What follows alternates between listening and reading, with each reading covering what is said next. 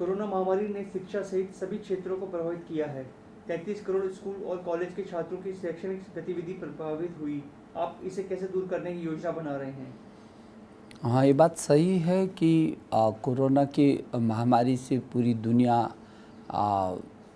संकट का मुकाबला कर रही है और हमारा देश भी अछूता नहीं है। और जैसे आपने स्वयं कहा है कि हिंदुस्तान में 33 करोड़ छात्र छात्राएं हैं और उसमें यदि देखेंगे तो 1000 से भी अधिक विश्वविद्यालय, 45,000 से भी अधिक डिग्री कॉलेज, 15 लाख से भी अधिक स्कूल और अकेले यदि अध्यापकों की संख्या को देखेंगे तो 1 करोड़ 9 लाख से भी अधिक अध्यापक इस देश के अंदर हैं। इतना तो कई देशों की कुल आबादी नहीं है जितना केवल अध्यापक की संख्या हमारे यहाँ है।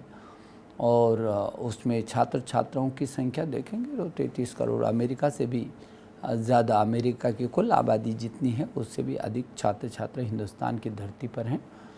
और इनको ऐसी परिस्थिति में जब कोरोना की महामारी का संकट हो और लोग अपने घरों में रहने के लिए मजबूर हो जाएं अपनी सुरक्षा की दृष्टि से, अपने जीवन बचाने की दृष्टि से, तब ऐसे वक्त पर मैं सोचता हूं कि हमारे देश के यशस्वी प्रधानमंत्री नरेंद्र मोदी जी ने जिस तरीके से समय पर जिन कदमों को उठाया और पूरा देश उनके पीछे खड़ा हुआ, एक तो हम लोगों को बहुत बड़ा सबल मिला पूरे देशवासियों को उससे।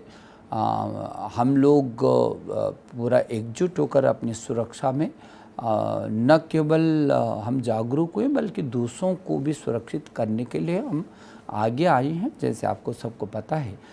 और मुझे इस बात को कहते हुए संतोष होता है कि इन विषम और विपरीत परिस्थितियों में और इस संकट के काल में हमारे जो विद्यार्थी थे, छात्र छात्राएं अपने घरों में थे और जब थोड़ा समय गुजर गया और ऐसा लगता था कि अब और समय बढ़ सकता है और ऐसी परिस्थिति में जो छात्र छात्रा है वो मानसिक रूप से बहुत परेशानी में आएंगे, अभिभावक भी मानसिक दबाव में आएगा और संकट और बढ़ेगा। तो मानव संसाधन विकास मंत्रालय ने फिर ऑनलाइन शिक्षा की दिशा में बहुत ठोस कदम उठाया और मुझे लगता है देश के इतिहास में ये पहली बार हुआ होगा कि जब अभिभावक को ये महसूस हुआ होगा कि हाँ, इस संकट के समय उसका बच्चा घर पर ही रह करके और पढ़ाई करना उसने शुरू कर दिया है। इसके लिए मैं अध्यापकगण को, अभिभावकगण को बहुत धन्यवाद देना चाहता हूँ। मुझे मालूम है कि अभी हम बहुत सारे बच्चों तक इसकी पहुँच नहीं कर पाए हैं, लेकिन उस दिशा में भी हम युद्ध स्तर पर जुटे हैं। सर, बहुत सारे घरों में खासकर ग्रामीण क्षेत्रों में अभी भी या तो सीमित डिजिटल पहुंच है या बिल्कुल भी नहीं है। डिजिटल शिक्षा की सुविधा के लिए ये कैसे दूर होगा? हाँ, ये बात सही है। जैसे मैंने अभी कहा वैसे तो डिजिटल शिक्षा की दिशा में आपको मालूम है कि हमारे देश के प्रधानमंत्री ने कहा कि one nation one digital platform, और जो उन्होंने Bharat make in India, digital India और स्किल इंडिया, स्टार्टअप और स्टैंड अप जैसी बातों को हमको सूत्र के रूप में दिया और वो अभियान बन गए, देश की दिशा और दशा को बदलने के लिए, नए भारत के निर्माण की दिशा में जो आधार स्तंभ बन रहे हैं। तो जो डिजिटल इंडिया है वो डिजिटल इंडिया आज लोग महसूस कर रहे हैं और उसी आधार पर हम लोगों ने ऑनलाइन शिक्षा की दिशा में जो स्कूली शिक्षा में दीक्षा पोर्टल पर हमारे 80,000 से भी अधिक पाठ्य सामग्री है, 15 भाषाओं में है। और पाठशाला में हम CBSE के और NCERT के सारे पाठ्यक्रमों को देते हैं। हम स्वयं और स्वयं प्रभा के तहत उच्च शिक्षा में और स्कूली शिक्षा में पहुँच है। और ये बात सही है कि अभी दूरस्थ क्षेत्र में थोड़ा सा कठिनाई है, क्योंकि जिस छात्र के पास स्मार्ट टेलीफोन नहीं होगा या नेट की सुविधा नहीं होगी उस तक भी हमको पहुंचना, और इसलिए स्वयं प्रभा के तहत 32 चैनल हमारे जो 24 घंटे चलेंगे और वो 32 चैनल DTH पर होंगे। डिश टीवी के अलावा वो टाटा स्काई पर होंगे, रिलायंस पर होंगे और इस टीवी के माध्यम से हम लोग अपने बच्चे तक पहुंच पाएंगे। उस पर हम पाठ्यक्रम देंगे, वो उसको शैक्षणिक कैलेंडर देंगे ताकि वो निराश न हो और वो अपना पाठ्यक्रम को उस पर ले सके और वो अंतिम छोर पर बैठे रहने वाला छात्र भी शिक्षा में पीछे ना हो, ये हमारी कोशिश है। सर, उच्च शिक्षा विश्वविद्यालयों में परीक्षा और प्रवेश कोविड से प्रभावित हुए हैं। विश्वविद्यालय अंतिम वर्ष की परीक्षा आयोजित करने का कुछ विरोध है। इस स्थिति को कैसे हल किया जाएगा और यह छात्रों के रोजगार को कैसे प्रभावित करेगा? देखिए, मैं समझता हूं कि जो UGC ने गाइडलाइन दी और समय समय पर चुप नहीं रहा। UGC ने परिस्थितियों को देखते, जैसे हमारे CBSE ने परिस्थितिजन्य हर दूसरे दिन में निर्णय भी लेते रहे, बच्चों से संवाद करते रहे। मैं स्वयं बच्चों से, अभिभावकों से, अध्यापकों से, शिक्षा मंत्रीगण से, शिक्षा सचिवों से मैं लगातार हम लोग संवाद करते रहे हैं। और उच्च शिक्षा में भी देखा जाए तो हमारे CBSE के बाद UGC ने जिस गतिविधि से बच्चों की समस्याओं के समाधान में रात दिन खप करके अपने हर कदम पर निर्णय लिया और क्रियान्वित किया, तो उसको पूरे देश ने सराहा। जहाँ तक आपका कहना है कि वो जो अंतिम वर्ष के फाइनल जो परीक्षाएं हैं, वो फाइनल परीक्षाओं पर वो तो पूरे देश ने उसका स्वागत किया है। अब बच्चों को ये स्वयं पता है कि उन पर एक कोरोना का कोविड डिग्री का ऐसा ठप्पा नहीं लगना चाहिए। ये समय तो चला जाएगा, लेकिन हमेशा हमेशा के लिए उसकी ज़िंदगी में ये कोविड डिग्रीधारी है जिसने परीक्षा नहीं दिया ऐसे पास होने वाला है। और तब जगह जगह बोर्ड लगेंगे कि कोविड डिग्रीधारी यहाँ निवेदन आवेदन न करे। नहीं, हम उसके भविष्य के साथ हैं, हम नौजवान के भविष्य के साथ हैं, हम उस छात्र के भविष्य के साथ कतई खिलवाड़ नहीं होने देंगे। ये कुछ लोग राजनीति ज़रूर करना चाहते हैं, मैं उनसे भी अनुरोध करता हूँ, यदि UGC ने ये निर्णय लिया है कि वो भविष्य में छात्र छात्राओं के दूर तक के भविष्य को संरक्षित करना चाहता है, तो आपको क्यों परेशानी है? हाँ, थोड़ा सा विलम्ब हो सकता है, परिस्थितियों को देख करके। और फिर जो फाइनल परीक्षा के लिए तो UGC ने ऑफलाइन, ऑनलाइन, ओपन बुक सब कुछ आपके सामने खोला हुआ है। आपको तो किसी केंद्र पर जाने की ज़रूरत नहीं है। आप तो अपने घर में बैठ कर के परीक्षा दें, जैसे चाहे वैसे परीक्षा दे रहे हैं। समय भी बढ़ा दिया गया है आपको परीक्षा देने का, और आपकी सुविधा के अनुसार आपके घर ही परीक्षा का केंद्र हो गया। यदि आपका घर ही आपकी परीक्षा का केंद्र हो गया तो आपको दिक्कत क्या है परीक्षा देने में? हाँ, उन छात्रों को जिनके पास ये सुविधाएं नहीं होंगी उसके लिए भी UGC बाकायदा योजना बना रही है, और उनके लिए ऐसे छात्रों को किस तरीके से उनका समाधान निकालेगी उस दिशा में वो कोशिश कर रही है। लेकिन मैं समझता हूँ जो UGC ने ये निर्णय लिया, पूरे देश के अंदर अभिभावकों ने इसका स्वागत किया, क्योंकि उनको मालूम है कि उनका बच्चा यदि ऐसी डिग्री लेकर के जाएगा जिसमें लिखा ही नहीं जाएगा, मार्कशीट में विषयवार तो नहीं लिखे जाएंगे, लिखेंगे कि उसको आंतरिक मूल्यांकन के आधार पर उसको केवल पास कराया जा रहा है, तो मैं समझता हूँ ये उसके भविष्य के लिए भी ठीक नहीं है। और इसलिए जो छात्र हैं वो भी खुश हैं इस बात को लेकर के, और जो अभिभावक हैं वो भी खुश हैं। हाँ, हम छात्र छात्राओं की सुरक्षा हमारा पहला लक्ष्य है और उसके बाद शिक्षा दूसरा लक्ष्य है। हम कोशिश करेंगे कि यदि कुछ छात्र केंद्रों पर जहाँ सामान्य स्थिति है, कोई कठिनाई नहीं है, वो यदि अपने परीक्षा के केंद्रों पर आएंगे तो वहाँ जहाँ हम गृह मंत्रालय के आदेशों का, निर्देशों का पालन करेंगे, वहाँ हम स्वास्थ्य विभाग के निर्देशों का पूरी तरीके से पालन करेंगे और उसकी सुरक्षा की दृष्टि से इसलिए UGC ने अपनी गाइडलाइन भी जारी की है सभी विश्वविद्यालयों को। और मुझे ये कहते हुए भी खुशी है कि देश के लगभग सभी विश्वविद्यालयों ने इसका स्वागत किया है, क्योंकि उनको चिंतित है जिस छात्र को पढ़ा रहा है यदि वो बिना परीक्षा की डिग्री देगा तो उसके साथ आज तो कुछ नहीं महसूस कर रहा है, लेकिन भविष्य में उसके साथ किस तरीके से उसका वो केवल एक बीच की ही डिग्री, एक डिग्री के कारण उसके सारे जीवन की जो साधनाएं हैं वो खराब होगी। इसलिए उस बच्चे के भविष्य के लिए ये निर्णय लिया है यूजीसी ने, जिसका पूरे देश में स्वागत हुआ है। सर, बेसिक शिक्षा की गुणवत्ता पर कब और कैसे ध्यान दिया जाएगा? आखिर कब तक स्कूली छात्र बिगड़ा हुआ इतिहास सीखते रहेंगे? नहीं, बेसिक शिक्षा की जो गुणवत्ता है, अब जो हम नई शिक्षा नीति इसीलिए तो लेके आ रहे हैं।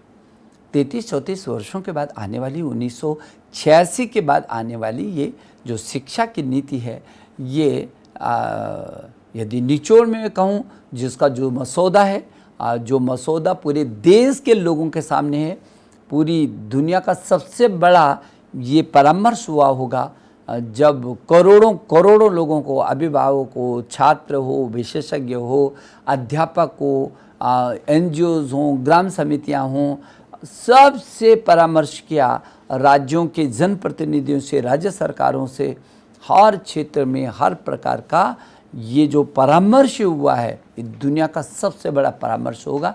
और उसके बाद जो पब्लिक डोमेन में हमने डाला था, आप सबको पता है, जो विज्ञान अनुसंधान, नवाचार, प्रौद्योगिकी से युक्त होगी, भारत केंद्रित होगी, इसकी शिक्षा अपने में गुणवत्ता युक्त होगी, मूल्यपरक होगी और विज्ञान और अनुसंधान में श्रेष्ठता को प्राप्त करेगी। तो निश्चित रूप में जो बेसिक शिक्षा है वो भी अपनी जड़ों को और मजबूत करेगी, क्योंकि जो छात्र है वो बचपन में ही, जो बच्चा जो बचपन में सीखता है, समझता है, जो संस्कार उसको पढ़ते हैं, उसी को लेकर के वो दूर तक पूरी ज़िंदगी में जाता है। और इसलिए ये जो नई शिक्षा नीति कई मायनों में बहुत महत्वपूर्ण साबित होगी। मेरे देश के प्रधानमंत्री जी ने जो नए भारत के निर्माण की बात की है, जो भारत स्वच्छ भारत होगा, जो स्वस्थ भारत होगा, जो भारत समृद्ध होगा, सशक्त होगा, श्रेष्ठ होगा और एक होगा, ऐसा भारत, इस भारत की जो आधारशिला है बहुत तेज़ी से इस नई शिक्षा नीति पर भी खड़ी होगी। और ये शिक्षा के गुणवत्ता को लेकर के विभिन्न क्षेत्रों में पूरी दुनिया में आगे बढ़ने की ललक लेकर के और उस शिखर को चूमने की ये अभियान होगा, नई शिक्षा नीति।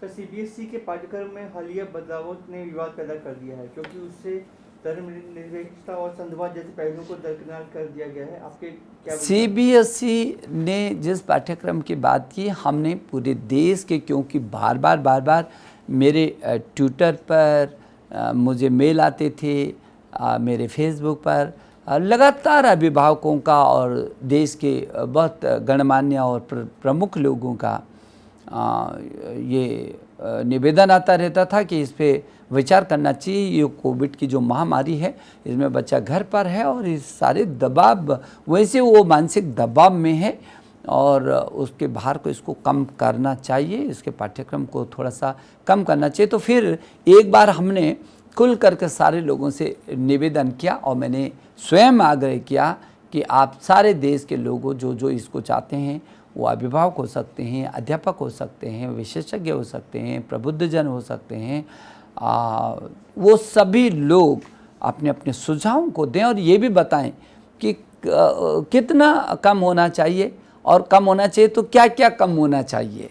और ऐसी स्थिति में व्यापक परामर्श के पश्चात हम CBSE ने उसका निर्णय लिया और वो पाठ्यक्रम से हटाए नहीं। कुछ लोग बिना बात के राजनीति कर रहे हैं और मुझे लगता है अब तो ये दिमाग में सबके आ गया है। अब तो कोई ऐसे कुछ लोगों ने ज़बरदस्ती उसको बनाने की कोशिश की थी, लेकिन उनको समय पर जवाब मिला तो वो भी अब उनको समझ में आ गया कि ये गलत था उनका जो बोलना था।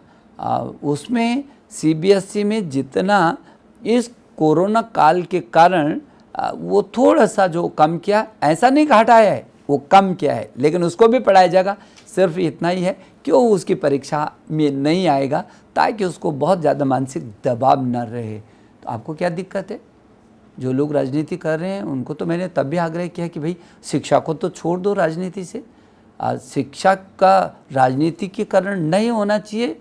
बल्कि राजनीति का शिक्षितीकरण होना चाहिए, राजनीति को और शिक्षित होना चाहिए, यह अभियान होना चाहिए। इसलिए सारे देश के लोगों ने उसको भी स्वीकार किया और सभी जगह उसका बहुत स्वागत हुआ है। सर, तेजी से बदलते परिदृश्य के लिए शिक्षकों के कौशल विकास के लिए कोई योजना? हाँ, शिक्षकों को जो है, अब देखिए हमारी निष्ठा दुनिया का सबसे बड़ा अध्यापक प्रशिक्षण का अभियान है। 42 लाख से भी अधिक स्कूली शिक्षा के अध्यापकों को हम ट्रेन करेंगे और बिल्कुल अत्याधुनिक तरीके से सभी विषयों के साथ। और जो अभी आपने देखा ये कोरोना के काल में जब हमने ऑनलाइन शिक्षा को शुरू किया, तो वो भी इसका ऑनलाइन पर किस तरीके से पढ़ाया जा सकता है, क्या उसकी कठिनाइयाँ हो सकती तकनीकी, वो भी सब प्रशिक्षण का एक हिस्सा है। और ऐसे ही हमने उच्च शिक्षा में भी किया है। हमारा अर्पित कार्यक्रम है, हमारा लीव प्रोग्राम है और अत्याधुनिक विषय और अत्याधुनिक जानकारियाँ और लगातार प्रशिक्षण, ये हमारा अभियान रहा है। और इसके कारण हमारे अध्यापक को नित्य नए अनुसंधान से, नित्य नए परिस्थितियों से भी विज्ञ होते हैं और अपने छात्र को उससे अवगत कराते हैं। सर, उच्च शिक्षा संस्थानों में अनुसंधान पर काफ़ी खर्च होता है, लेकिन शोध की गुणवत्ता ऐसी है कि इसे वैश्विक मान्यता नहीं मिलती है। हम इससे कैसे उभरेंगे? ऐसा नहीं है, हम बहुत अच्छे अनुसंधान कर रहे हैं।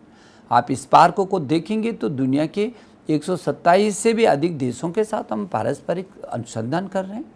और स्ट्राइड में हम आंतरिक विषयों पर शोध कर रहे हैं, बहुत अच्छा शोध कर रहे हैं।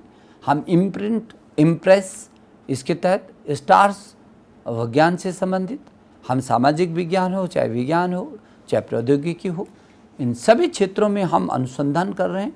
और मुझे कहते हुए खुशी होती है कि इसी का परिणाम है कि हमारे अब अनुसंधान तेज़ी से बढ़ रहे हैं। आसियान देशों के 1000 से भी अधिक छात्र हमारे IITs में अनुसंधान के लिए आ रहे हैं, जिनका MOU हो गया तमाम देशों के साथ। तो ये हमारी सफलता है कि अब पूरी दुनिया के लोग हमारे यहाँ अनुसंधान के लिए आ रहे हैं। हमारे ज्ञान जिसमें बाहर की फैकल्टियों को हम बुलाते थे, लेकिन ज्ञान प्लस हमारी फैकल्टी बाहर जाएंगे। हमारे प्रधानमंत्री जी का हमेशा ये सपना रहा है कि हमारा अध्यापक पूरी दुनिया को पढ़ाने के लिए जाना चाहिए, कि योद्धा के रूप में होना चाहिए। उसको ज्ञान और विज्ञान में इतना प्रतिभा संपन्न होना चाहिए कि दुनिया के लोगों को वो पढ़ा सके और दुनिया के बच्चे छात्र मेरी धरती पर आ सकें।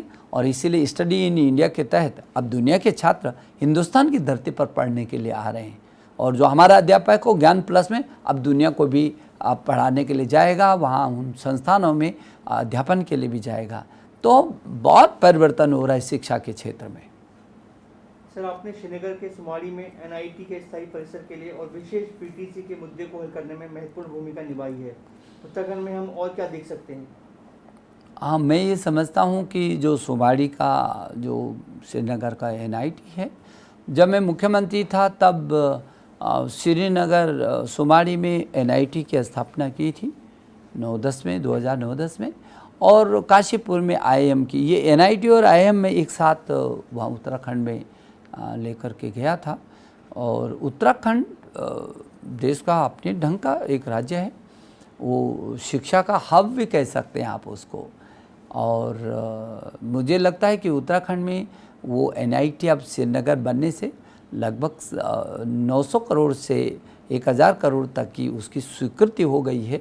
और NIT में वहीं का बच्चा, क्योंकि वो बहुत प्रखर है, प्रतिभाशाली है, उत्तराखंड का बच्चा वहीं पर NIT की शिक्षा ग्रहण करके जहाँ उत्तराखंड राज्य को समृद्ध करेगा, एक नई आशाओं का संचार करेगा, वहीं वो तकनीकी दृष्टि से जो वहाँ के स्थानीय जो उत्पाद हैं उनके साथ जुड़ करके, जो हमारे देश के प्रधानमंत्री जी ने कहा है आत्मनिर्भर भारत बनाने की बात, उस आत्मनिर्भर भारत बनाने के लिए भी वो बहुत महत्वपूर्ण संस्थान साबित होगा।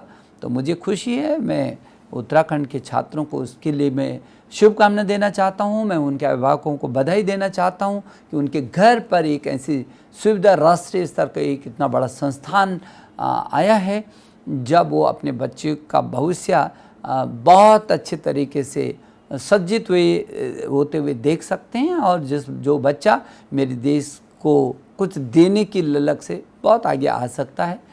और आपने कहा कि जो 16,500 वो शिक्षक जिनको विशिष्ट वीटीसी के नाम से प्रशिक्षित थे, और वो किसी कानूनन दृष्टि से उनको अभी मजबूती नहीं मिल पा रही थी, तो भारत सरकार में ये निर्णय लिया है, और ये बात सही है कि उत्तराखंड के 16,500 उन शिक्षकों का भविष्य संरक्षित हुआ है, सुरक्षित हुआ है।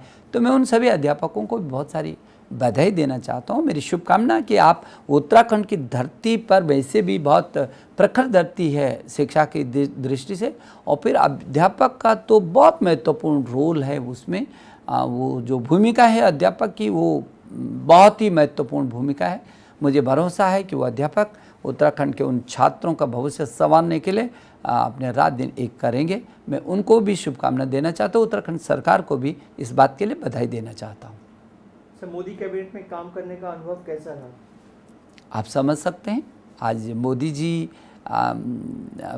पूरी दुनिया के सामने एक ऐसे सर्व क्षेत्र में ऐसा नेतृत्व, व्यक्तित्व उभर करके आया है, जब सब लोग उनको आशा भरी दृष्टि से देख रहे हैं। पूरी दुनिया विभिन्न क्षेत्रों में आप यदि देखेंगे तो पर्यावरण के क्षेत्र में, जहाँ उन्होंने मौसम परिवर्तन की बात को कह कर के पूरी दुनिया का मानस झकझोरा था, पूरी दुनिया को एक लीडरशिप दी थी, तो वहीं आतंकवाद के खिलाफ पूरी दुनिया को एकजुट किया था।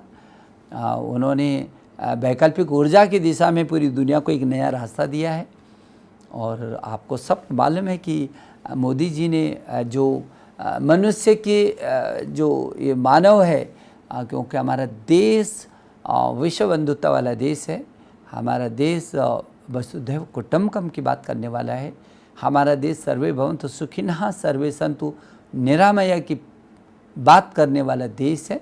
वो हमारी रगों में, हमारे खून में, हमारे संस्कारों में निहित है। और इसलिए मोदी जी ने पूरी दुनिया की मानवता की रक्षा के लिए, चाहे ये जो कोविड का समय हो, जहाँ पूरी मानवता की रक्षा के लिए उन्होंने पूरी दुनिया में जो दवाइयाँ यहाँ पर उपलब्ध हो थी, वो पूरी दुनिया में भेजी लोगों के जीवन की सुरक्षा के लिए। और उधर मानव की मानसिक और शारीरिक इन दोनों शक्तियों को ठीक करने के लिए, इन दोनों शक्ति को संरक्षित करने के लिए और मनुष्य की खुशी के लिए जो योग का सूत्र उन्होंने पूरी दुनिया को दिया, पूरी दुनिया आज उसके पीछे खड़े होकर के विश्व योग दिवस मनाती है। तो आप समझ सकते हैं कि मोदी जी पूरे विश्व के लीडरशिप ले रहे हैं। तो मेरा तो सौभाग्य है कि शिक्षा जैसा मंत्रालय, मानव संसाधन विकास मंत्रालय जिसका इतना बड़ा व्याप है, हिंदुस्तान पूरी दुनिया का सबसे बड़ा लोकतांत्रिक देश है, और उसमें शिक्षा जैसा इतने बड़े आधार का जो मंत्रालय है, उनके सानिध्य में, उनके नेतृत्व में, उनके मार्गदर्शन में, उनके आशीर्वाद से मुझे इसको आगे बढ़ाने का जो अवसर मिला है, निश्चित मैं कैसे महसूस कर रहा हूँ आप समझ सकते हैं। और जब मैं कुछ कर सकूँगा तो मैं समझूँगा कि मोदी जी के नेतृत्व में जो हम लोगों ने एक टीम भावना से काम किया, और जो उनके विज़न को हम ज़मीन पर उतार सकने में सफल होंगे, तो उस दिन निश्चित मेरा हिंदुस्तान पूरी दुनिया के लिए वही प्रेरणा का काम करेगा। और इस दिशा में मोदी जी के नेतृत्व में पूरा मंत्रिमंडल जुटा है, और उनका आशीर्वाद, उनका मार्गदर्शन हमको निरंतर मिलता है। क्षण क्षण में उनका मार्गदर्शन लेकर के हम आगे बढ़ रहे हैं। सर, अपने व्यस्त कार्यक्रम से आप किताबें लिखने के लिए कैसे समय निकालते हैं? क्या आप वर्तमान में किसी नई पुस्तक पर काम कर रहे हैं? सही है, व्यस्त ज़िंदगी में तो सभी की व्यस्तता है, और कोई व्यक्ति किसी न किसी रूप में हमेशा ही व्यस्त रहता है, लेकिन हाँ, मेरे लिए ये सुखद रहा है हमेशा कि मैंने कोई दिन अपना ऐसा नहीं जाने दिया है जिस दिन, चाहे मेरी कविता हो, चाहे मेरी कहानी हो, चाहे कोई उपन्यास का अंश हो, चाहे विभिन्न विधाओं में लिखने का जो मेरे सामने कोई घटना घट रही है, जिसको मैंने संघर्ष करके अपने सामने देखा है, जो मुझसे गुजरा है, जिसको मैंने झेला है, उस सब को मैं अपने शब्द, टूटे फूटे शब्दों में कैसे करके उन भावनाओं को संरक्षित कर सकता हूँ, मैंने हमेशा किया है और बचपन से किया है। और इसीलिए मैं हमेशा लिखता हूँ। वो दिन शायद मेरी ज़िंदगी का सबसे ख़राब दिन होगा जो दिन मेरे लेखन से बच जाएगा, और इसलिए मैं वो मेरा ज़िंदगी का एक अभिन्न हिस्सा है। जब लोग सोते होंगे तब मैं लिखता हूँ, और मैंने उसके लिए उस लेखन को अपने दैनिक दिनचर्या पर हावी नहीं होने दिया है। मैंने अपने पीछे 25-30 वर्षों में, जब लोग 7-8 घंटे आराम करते होंगे, मैंने पीछे 25 सालों में 3.5-4 अधिकतम 4 घंटा फिर मैंने आराम किया। वो जो 3-4 घंटे जो मेरे आराम के थे वो मैंने अपने लेखन पर दिया है, और इसलिए आज मेरा इतना समृद्ध हो पाया साहित्य। और मुझे खुशी है कि वो दुनिया के लोग उसको अच्छा मानते हैं। वो तमिल, तेलुगु, मलयालम, गुजराती, मराठी, बंगाली, तमाम भाषाओं में है, उर्दू में है, संस्कृत में है, पंजाबी में है, और उधर यदि देखेंगे तो जापानीज़ में है, स्पेनिश में है, वो क्रियोल में है, जर्मनी में है, बहुत सारी विदेशी भाषाओं में भी मेरा वो साहित्य आज लोग उसको देख रहे हैं और उन भावनाओं से रूबरू हो रहे हैं। तो मेरे लिए ये सुख का विषय है, और लेखन मेरा जुनून है, मेरा जीवन है लेखन। वो मुझसे कभी दूर नहीं हो सकता। सर, हमें समय देने के लिए बहुत बहुत धन्यवाद। बहुत धन्यवाद।